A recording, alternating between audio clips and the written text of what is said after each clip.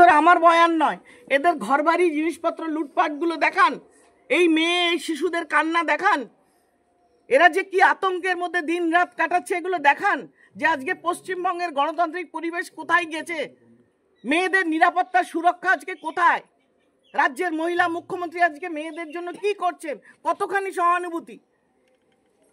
আমার বলার কিছু নেই, আমি সত্যি বলছি, মন থেকে আমি খুব চাপের মধ্যে পড়ে গেছি যে এই মেয়েগুলোর জন্য যদি কিছু না করতে পারি, এদের পাশে না দাঁড়াতে পারি, আমার কমিশনে থাকাটা বৃথা হয়ে যাবে। বারে বারে অভিযোগ উঠছে যে উত্তরবঙ্গ উন্নয়ন মন্ত্রী উদয়ন গুহ তার আশ্রিত। আমি কোনো নেতা মন্ত্রীর নাম জানি না, আমি শুধু জানি এখানে অরাজকতা চলছে, মগের মুলুক চলছে, মেয়েদের ওপর অত্যাচার চলছে, সীমাহীন তাদের ওপরে অন্যায় হয়ে চলেছে, কোনো বিচার হচ্ছে না। আমি তাই সেটারই সুরাহা চাই, আমি কোনো নেতা মন্ত্রী চিনি না। উন্নয়ন মন্ত্রী উদয়ন গুহর বিধানসভা এলাকা, সেখানে এরকম ঘটনা ঘটছে, তাকে কি বলুন কেন হচ্ছে, তিনি তো বিশাল সংখ্যক ভোটে জিতে, তাকে বলুন তার কি দায়বদ্ধতা, তিনি এগুলো দেখতে পাচ্ছেন না, আপনারা দেখান তাকে।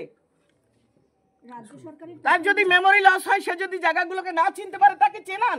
এগুলো মিডিয়ার দায়িত্ব, মিডিয়ার দায়িত্ব আজকে গণ অভ্যুত্থান তোলা মানুষ